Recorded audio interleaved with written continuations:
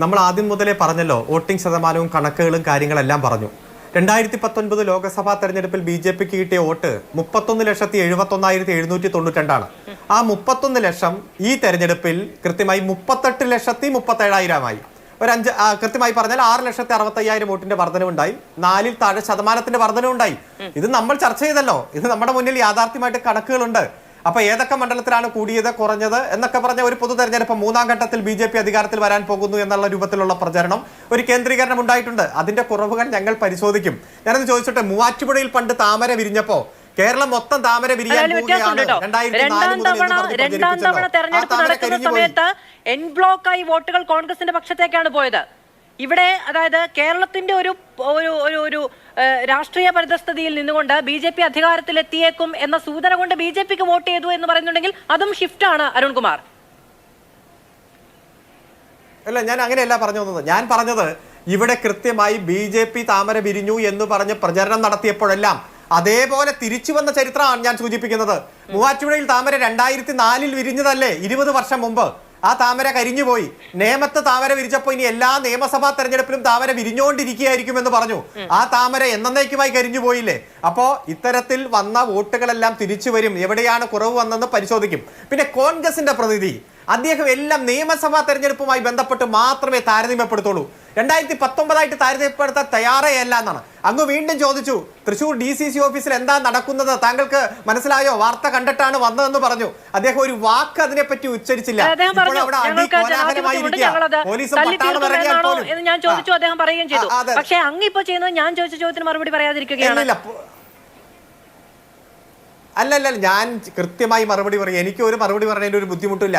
ഞങ്ങളെ സംബന്ധിച്ചിടത്തോളം ഇത്തരത്തിലുള്ള തിരിച്ചടികൾ നേരിട്ട് വന്ന പ്രസ്ഥാനമാണ്. 0 സീറ്റിൽ നിന്ന് ഞങ്ങൾ 2 വർഷം കഴിഞ്ഞപ്പോഴേക്കും ഭരണത്തിലേക്ക് വന്ന സീറ്റാണ്.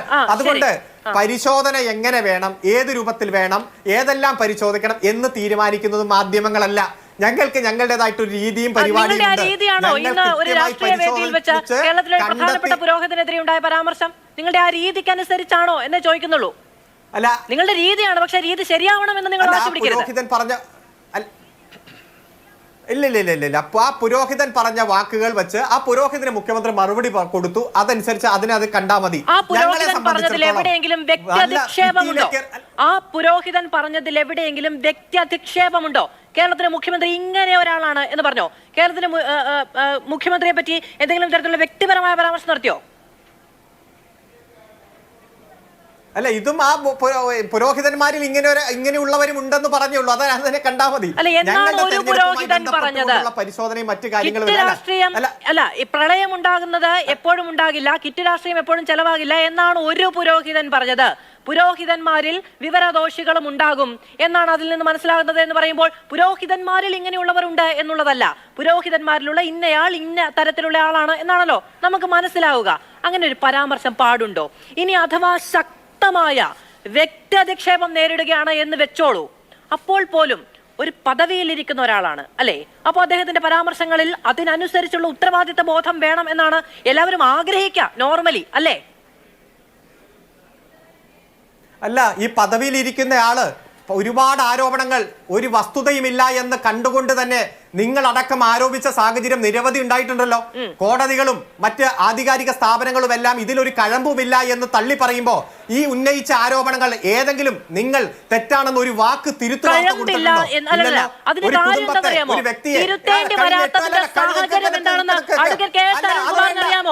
എല്ലാ ചോദ്യങ്ങളും ഒരു ക്വസ്റ്റ്യൻ മാർക്കിന്റെ അകമ്പടിയോടെയാണ് ചോദിക്കുക.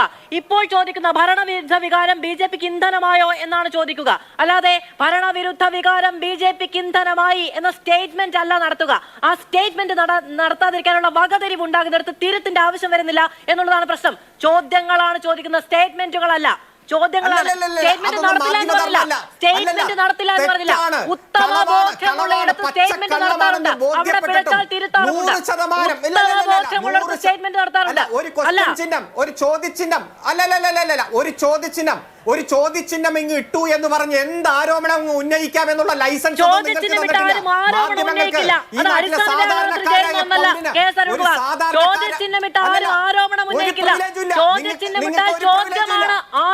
ചോദ്യമല്ല.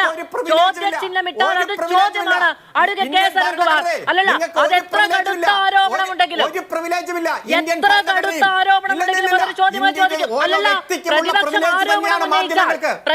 ആരോപണം ഉന്നയിച്ചാൽ കോടതികൾ ചോദ്യം ചോദിച്ചാൽ ആ ചോദ്യം ആവർത്തിക്കുകയാണ് മാധ്യമധർമ്മം. അതാണ് പണി, അതാണ് തൊഴിൽ. ചെയ്യും, ഇനിയും ചെയ്യും. Advocate K. സരൺകുമാർ ഇനിയും ചെയ്യും. നിങ്ങൾക്ക് ഒരു പ്രിവിലേജും ഇല്ല. പ്രിവിലേജ് ഉണ്ടെന്ന് ഇവിടെ ആരും പറഞ്ഞില്ല. പ്രിവിലേജ് ഉണ്ടെന്ന് ഇവിടെ ആരും പറഞ്ഞില്ല. അവകാശം മാത്രമേ നിങ്ങൾക്ക് പ്രിവിലേജ് ഉണ്ടെന്ന് ഇവിടെ ആരും പറഞ്ഞില്ല. പ്രിവിലേജ് ഉണ്ടെന്ന് പറയാത്ത കാര്യം പറഞ്ഞുവെന്ന് പറയുന്ന അല്ലല്ല, ചോദ്യത്തിൽ നിന്ന് രക്ഷപ്പെടാൻ നിൽക്കേണ്ട അരുൺകുമാർ. ഇല്ലില്ല, പറയാത്ത കാര്യം പറഞ്ഞില്ല. പറയാത്ത കാര്യം പറഞ്ഞില്ല.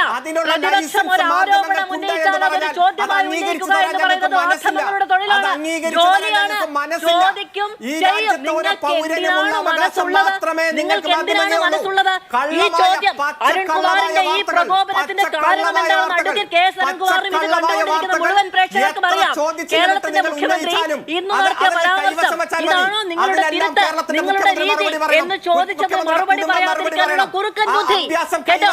ആ അഭ്യാസം അവിടെയും വെച്ചാൽ മതി.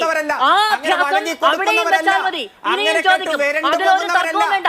എന്റെ അഭ്യാസം ഞാൻ വെക്കണമെങ്കിൽ അരുൺകുമാറിന്റെ കയ്യിലുള്ള അഭ്യാസം അരുൺകുമാർ അവിടെ വെച്ചാൽ മതി. ഇവിടെ ചെലവാകില്ല. ഇവിടെ ഒരു പ്രിവിലേജ് ഉണ്ടെന്ന് പറഞ്ഞിട്ടുമില്ല. ചോദ്യം ചോദിക്കേണ്ട എന്ന് നിങ്ങൾ പറയുന്നത് ഓംബ്ര എന്ന് പറയാനുള്ള നിലപാട് ഇവിടെ ഇല്ല കേട്ടോ. അല്ലല്ല, ചോദ്യം ചോദിക്കേണ്ട എന്ന് നിങ്ങൾ പറയുന്നത് ഓംബ്ര എന്ന് ഓച്ചാനിച്ചിട്ട് വേറെ ആളെ നോക്കിയാൽ മതി. ഇവിടെ ഇല്ല, ഇവിടെ ഇല്ല, ഇവിടെ ഇല്ല, ഉണ്ടാവുകയുമില്ല കേട്ടോ.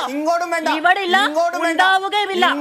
അല്ലല്ല, നിങ്ങൾക്ക് ആരെങ്കിലും ചോദ്യം ചോദിക്കുന്നിടത്ത് അങ്ങനെ ഒന്ന് വഴിപ്പെട്ട് നിൽക്കാൻ അല്ല, ഒരു ചോദ്യം ചോദിക്കുന്നിടത്ത് അതൊന്ന് പരിശോധിക്കാമെന്ന തീരുമാനം എടുക്കാനുള്ള